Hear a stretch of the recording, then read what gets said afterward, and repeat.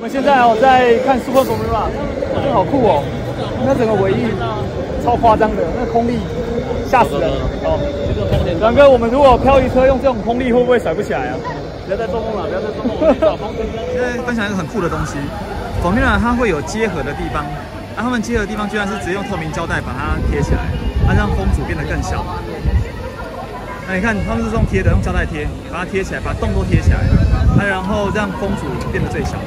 然后后面塞成这样都是在贴。那为了追求最后面的0.001秒，那个真是无所不用其极，真的是。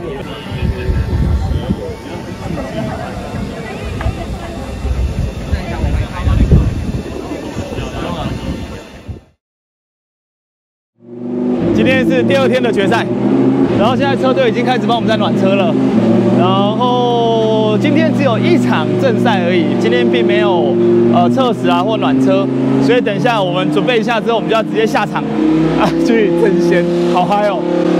然后今天呢有很多的车主来，啊，相对的修购的排场也不一样。然后面怎么办？我每次听到这样的声音，我都觉得好紧张哦。他怎么突然熄掉了？没有，不紧张啊。并你面对这么多的车手，有没有什么克服紧张的方式、治疗紧张的方式？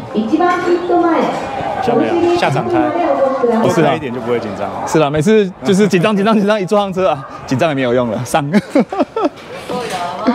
然后这个是我的这辈子第1次当动态起跑的头车。教练，你有什么建议了吗？跟着前面走，跟着前面的走。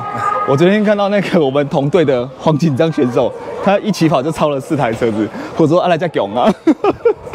我从后面看他这样，又就直去了。跟着前面走。是我刚才跟我的 partner 讲说，怎么办？我如果一起跑我就冲到第1位怎么办？那就留在第1位。哦，想办法保住这个第1位。是，我好喜欢你给的感觉。他跟我说我屁啊，来我可怜。不相信我。好了，那车子的准备这边他们也都差不多了啊，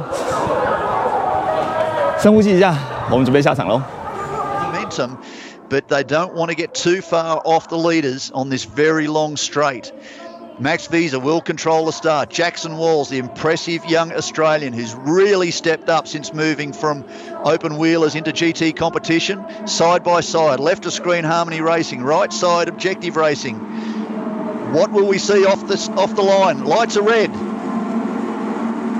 Waiting for a start.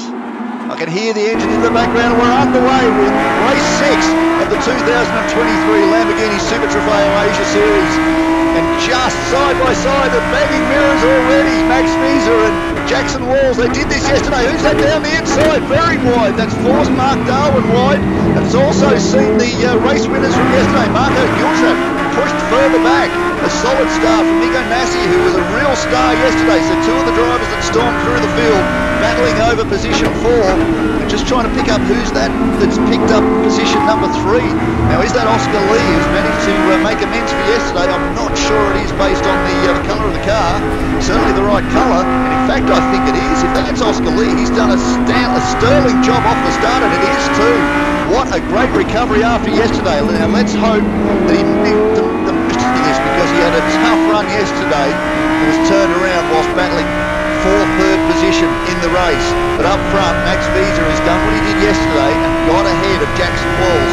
Nico Nassi, the new look Safe House Racing entry. They changed teams between rounds 2 and 3. He'll be looking to try and move forward. He's been very, very impressive so far during the course of this weekend. Of course, a Pro-Am entry. They are battling the car in front of them, who have been the standout this year and have won every race in Pro-Am up to yesterday's race, which was won by Tony and Jackson Walls. Nassi down the inside, but has he slowed the 2 of them up? This is something you've got to be mindful of leading onto this 1.5 kilometre long main straight. That could put Mark Darwin in the box seat, managing to carry momentum through. Oscar Lee tucked in under the rear wing. Nico Nassi. Nassi's done a very, very good job getting off the line. They're already 1 second gap between Max Visa and Jackson Walls at the front of the field. Very impressive opening lap from the Italian, 2-time champion back in the day. Oh, Nassi's gone way too deep. That's opened the door.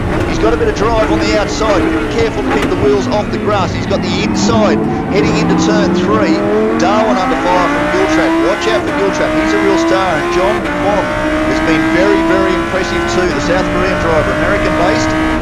He's been very impressive. That team, since they made their debut in the championship earlier in the year, have been very, very strong. And they will be ones to keep a very close eye on when we get to South Korea. Darwin down the inside of Oscar Lee. One thing Oscar Lee has done is he's been probably a little bit too gentlemanly. He's managed to keep the car away from contact in most cases.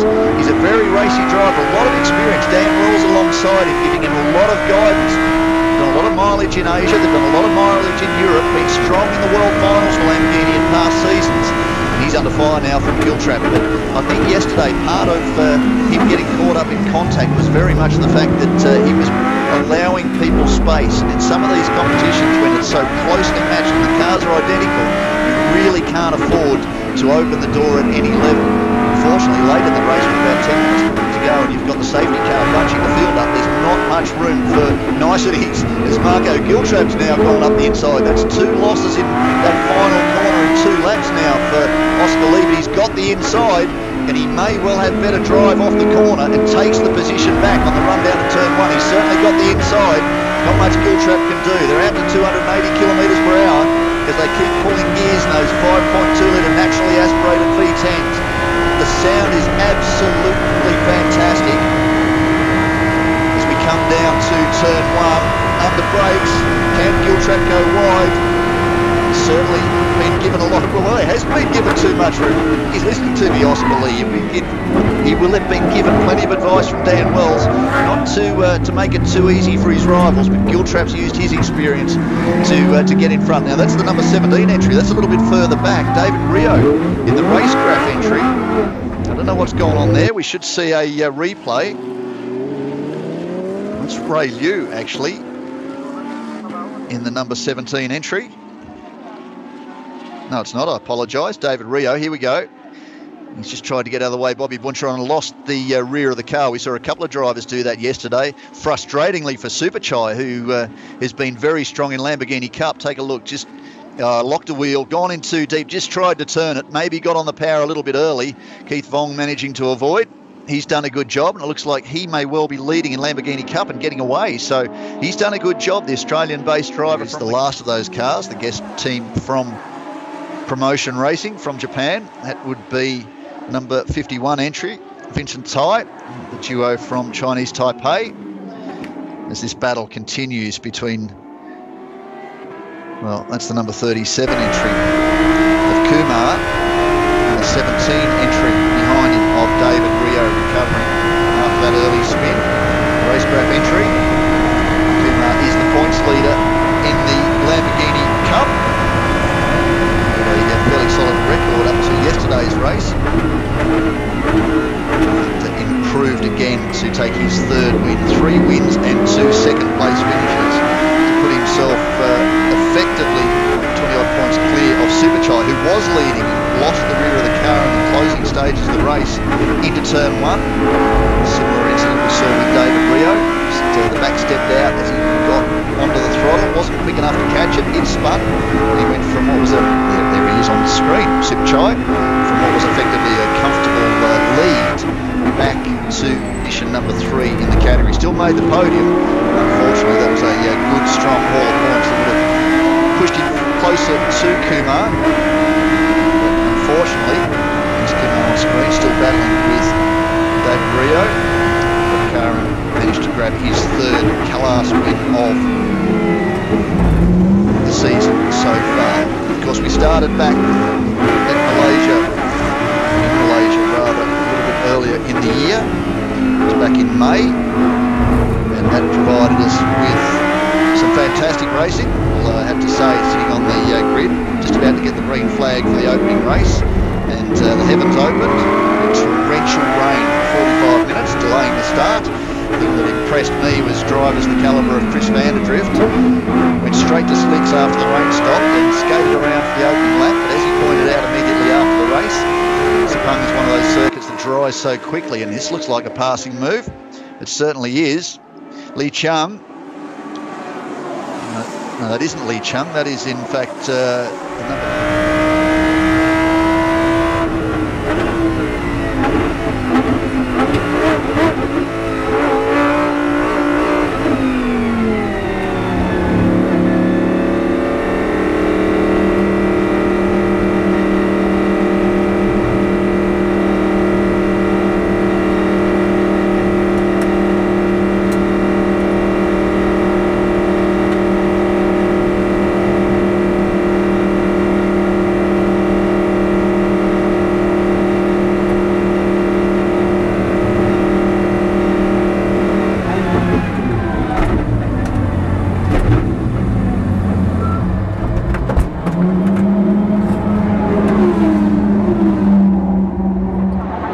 在场内正在继续比赛。那刚刚我 A 车手结束了，现在换 B 车手的 Gavin。然后我真的觉得很抱歉，刚才前面表现都还不错，一路起跑之后开始超车，超到前面去，结果真的是我的错，太心急了，我真的太急了。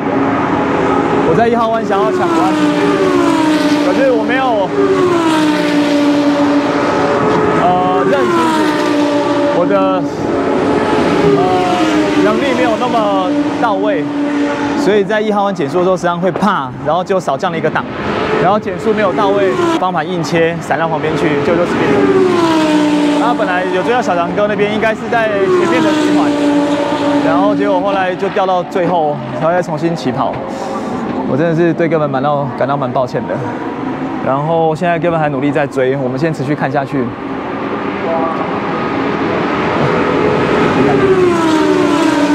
这次真的很可惜，中间spin了，可是 Gavin 真的表现得非常好。然后后来也一路从后面再继续再追了3个位置上来，对，那表现真的很棒。以他这个年纪可以承受这样子的心理压力，然后还有身体的负担，真的是相当厉害。韩国团队他们也很压抑，所以他说：“那采访一下，让全世界认识 Gavin。”啊，你有没有觉得什么事情让你觉得很震撼的？很震撼哦。这车超难开，难开到不行。怎么说难开？你油门一给多了，屁股就跑了。啊，对，没错。可是，在那个情况之下，居然还要全油门。对，在那个情况下之后，你要全油门就算了，然后你还要把车子控制得很好。没错。然后出弯点跟进弯点都是非常重要的。没错。而且它的极限值有点超出我的想象。好像就是你可以速度很快的时候160、7，然后让它抛得很远很远很远很远，但是它还不会 spin。我觉得要抓那个感觉有一点点还要习惯。还有吗？没有。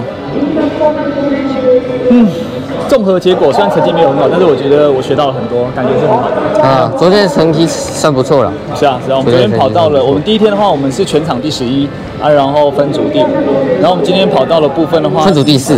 哦，对，昨天分组第4，然后今天的话是全场第13啊，分组第6。对，都怪我的 spin， 对不起。好了，比赛结束了，这是我一个很特别的奇幻冒险。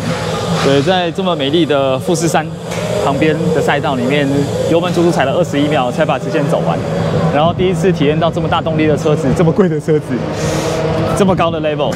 对，那我学到了很多，但是同时也必须要承认，我真的犯了错误，对，真的不太成熟，因为前面追得很急，所以导致自己不小心也很积极的觉得自己可以，但实际上并没有这么足够的操作能力，这是我的失误，这必须要回去检讨，然后去改进，然后不要发生在未来的所有比赛上面，对吧？